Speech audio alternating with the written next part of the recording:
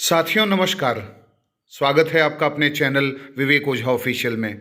साथियों, यूनुस सरकार यानी बांग्लादेश की जो यूनुस सरकार है, एक के बाद एक ऐसे विवादित फैसले ले रही है जिससे साफ तौर पर पता चल रहा है कि कैसे इसने पूर्वोत्तर भारत में उग्रवाद को बढ़ाया, कैसे पूर्वोत्तर भारत में अशांति और उपद्रव को बढ़ाने में बांग्लादेश का हाथ रहा, बांग्लादेश के कट्टरपंथी ताकतों का हाथ रहा। ऐसा क्या फैसला हाल के समय में किया गया है जिससे पता चलता है कि ये इससे बड़ा और क्या सबूत होगा कि पूर्वोत्तर भारत की सुरक्षा के खिलाफ कॉन्स्पिरेसी बांग्लादेश ने करी।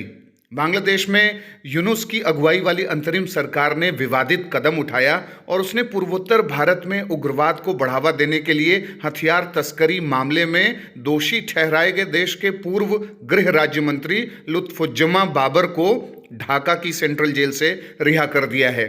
और विशेषज्ञों का मानना है कि इससे मुश्किलों में घिरे बांग्लादेश में कट्टरपंथी तत्वों का हौसला बढ़ेगा। और जिस इंसान को रिहा किया है यूनुस सरकार ने, वो बाबर खालिदा जिया की अगुवाई वाली सरकार में 2001 से 2006 तक गृह राज्य मंत्री रहा। उसे मई 2007 में पूर्व प्रधानमंत्री शेख हसीना पर ग्रेनेड हमला और 10 ट्रक हथियार और गोला बारूद की तस्करी के प्रयास में गिरफ्तार किया गया था।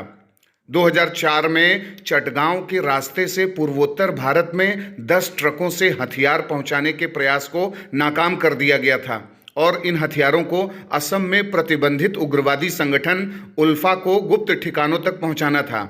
इन मामलों में बाबर को उम्र कैद और मौत की सजा मिली थी, लेकिन अगस्त में यूनुस सरकार के गठन के बाद उसे कई मामलों में बरी करने की प्रक्रिया शुरू की गई और धीरे धीरे करते हुए इसे रिहा कर दिया गया।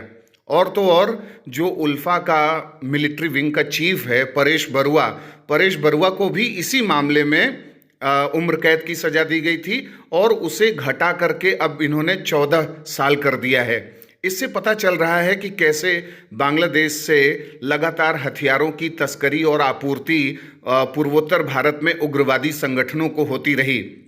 और बीच में ये भी हुआ था कि 17 साल बाद जो है ये देखा गया कि उसकी रिहाई की गई, जो वहाँ का गृह राज्य मंत्री रहा उनके समय में। और अमेरिका में भी जो वांछित माना जाता है, मतलब जो वांटेड पर्सन है, उसको इस तरीके से उन्होंने रिहा किया। कई ऐसे लोग हैं जो अलग अलग प्रकार की कॉन्स्पिरेसी में जुड़े रहे हैं, जो सेना से रिलेटेड हैं, उन सबको भी रिहा किया जा रहा है। तो ये बातें बताती हैं कि कैसे वहाँ पर इस तरीके की कार्रवाई चल रही है जो कट्टरपंथी पूरे मतलब बांग्लादेश को एक कट्टरपंथ की आग में ढकेल देगा। यहाँ पर एक बात हमें और जानने की ज़रूरत है कि उल्फा ने जब असम में उग्रवाद को बढ़ावा दिया, हथियारों की तस्करी को बढ़ावा दिया, तो उसमें उसे बांग्लादेश और चटगांव पहाड़ियों में स्थित जो उग्रवादी ताकतें थीं उसका साथ मिला। और इसके लिए असम में the Muslim United liberation tigers of Assam यानी मुल्टा नाम का एक संगठन बनाया गया 1996 में।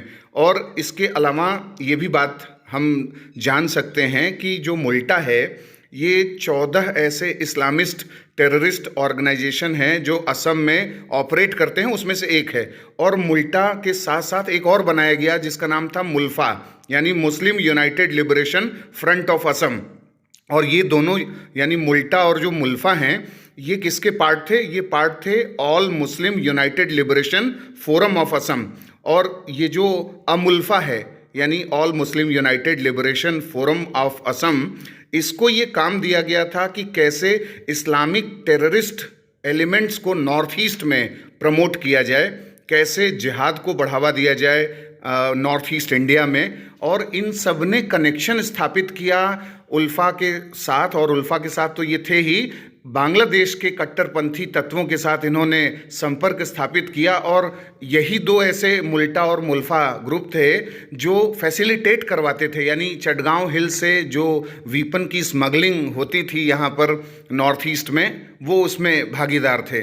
तो ये भारत की आंतरिक सुरक्षा के लिए एक बहुत बड़ा गंभीर खतरा रहा है, ये साफ तौर पर सिद्ध होता है। और इसके साथ साथ एक और महत्वपूर्ण डायमेंशन हमें जानने की ज़रूरत है कि जो सिलीगुड़ी गलियारा है, जो एकमात्र पॉइंट है जो नॉर्थ ईस्ट को शेष भारत से जोड़ता है, उस पर ऐसी ताकतों की निगाह रही है। यानी जब जब बांग्लादेश में कट्टरपंथ हावी हुआ, जब जब इस्लामिक फंडामेंटलिस्ट को प्रमोट करने वाली सरकार आई, यानी खालिदा जिया की सरकार आई, बीएनपी की सरकार आई, बांग्लादेश नेशनलिस्ट पार्टी की सरकार आई, तब तब देखा गया कि सिलीगुड़ी गलियारे को भी निशाना बनाने की कोशिश की गई। अंसारुल्लाह बांग्ला टीम जो एबीटी है, जो एक आतंकी संगठन है, वो लगातार सिलीगुड़ी गलियारे को टारगेट करने की कोशिश करता है। और भी कई ऐसे संगठन हैं बांग्लादेश के जो टेररिस्ट ऑर्गेनाइजेशन हैं, वो सिलीगुड़ी में अशांति फैलाने का लगातार प्रयास कर रहे हैं, क्योंकि अगर सिलीगुड़ी डिस्टर्ब हो गया तो सीधी सी बात है कि नॉर्थ ईस्ट की जो सिक्योरिटी है और साथ साथ नॉर्थ ईस्ट का जो विकास है वो दोनों प्रभावित हो जाएगा। क्योंकि सिलीगुड़ी वो एरिया है जहां से नॉर्थ ईस्ट के अलग अलग राज्यों से व्यापार होता है अलग अलग देशों में। यानी अगर नेपाल में या बांग्लादेश में या भूटान में, इन सब जगहों पर कोई एनर्जी ट्रेड करना है या कोई अन्य प्रकार का क्रॉस बॉर्डर एनर्जी ट्रेड करना है, कॉरिडोर बनाना है, तो इस मामले में सिलीगुड़ी का एक बहुत बड़ा इम्पोर्टेंस है। और सिलीगुड़ी गलियारा जहां पर स्थित है पश्चिम बंगाल में, वो पश्चिम बंगाल भूटान के साथ बॉर्डर शेयर करता है और भूटान बॉर्डर शेयर करता है चाइना से। तो चाइना और भूटान का जो बॉर्डर है, उसके कई इलाके, कुछ इलाके एकदम ऐसे जगह पर हैं जो पश्चिम बंगाल के निकट स्थित हैं। यानी अगर भूटान थोड़ा सा भी स्पेस दे दे चाइना को तो दिक्कत बढ़ सकती है सिलीगुड़ी कॉरिडोर में, जैसे डोकलाम में बढ़ी थी। और अगर सिलीगुड़ी गलियारे के पास कंट्रोल चाइना का या भारत विरोधी तत्वों का बढ़ा तो वहाँ और ज़्यादा मुश्किलें बढ़ेंगी, क्योंकि वो उस एरिया से नॉर्थ ईस्ट का जो पूरा मतलब कनेक्शन है मेनलैंड इंडिया से, उस सबको काटने की कोशिश की जाएगी। शर्जिल इमाम ने किस तरीके से कहा था सिलीगुड़ी कॉरिडोर को काटने के लिए, ये हम सब जानते हैं। तो कहने का आशय ये है कि बांग्लादेश की जो भूमिका हो सकती थी पॉजिटिव, क्योंकि बीच में शेख हसीना की सरकार आई तो फिर मोदी सरकार ने ये सोचा कि नॉर्थ ईस्ट की सिक्योरिटी में बहुत बड़ा रोल प्ले कर सकता है बांग्लादेश, और नॉर्थ ईस्ट के डेवलपमेंट में भी बांग्लादेश का बहुत बड़ा स्थान हो सकता है। इसीलिए हमने बांग्लादेश के साथ बहुत अच्छे रिलेशंस भी बनाए, उसे बहुत मदद दिया, हर तरीके की उसकी बातें सुनी, और हमने सीधे बोल दिया कि भाई इंडिया बांग्लादेश फ्रेंडशिप पाइपलाइन होगा, हम कैसे सामान की आपूर्ति करेंगे, हम इलेक्ट्रिसिटी देंगे बांग्लादेश को, ये सब चीज़ें हुई। लेकिन बांग्लादेश की आंखें नहीं खुली। जब से यूनुस सरकार आई है तब से नॉर्थ ईस्ट को ही सीधे निशाना बनाने की कोशिशें की जा रही हैं। ऐसे में भारत सरकार को सतर्क रहने की आवश्यकता है कि कैसे ऐसी ताकतों के खिलाफ कार्रवाई की जाएगी जो नॉर्थ ईस्ट में कट्टरपंथ को बढ़ाने की कोशिश कर रहे हैं। यानी रेडिकलाइजेशन अभी भी एथनिक स्तर पर ज़्यादा से ज़्यादा बढ़ जाए, जैसे कश्मीर में एक समय हुआ था कि कश्मीर में अलग अलग विदेशी ताकतों ने, कौन कौन सी ताकतें थीं आप सब लोग जानते ही हैं कि उन्होंने कैसे पूरे कश्मीर में चरमपंथ और कट्टरपंथ को बढ़ावा दिया था। ठीक उसी तरीके से बांग्लादेश भी पूर्वोत्तर भारत में चाहता है इस समय, क्योंकि यूनुस सरकार एंटी इंडिया सरकार के रूप में काम कर रही है, तो वो चाहती है कि भारत की जो व्यवस्था है वो अस्थिर हो जाए। अस्थिर कैसे हो सकता है? अगर जो उल्फा है या एनएलएफटी है, त्रिपुरा का जो सबसे बड़ा उग्रवादी संगठन है, नागालैंड, जो भी ऐसे उग्रवादी संगठन है, वो अगर प्रोएक्टिव हो जाएं, वो भारत सरकार के खिलाफ कार्रवाई करने लगें, तो उसका मकसद पूरा हो जाएगा। और इसीलिए परेश बरुआ को जो आजीवन कारावास था उसको इन्होंने कम कर दिया बांग्लादेश के हाई कोर्ट ने।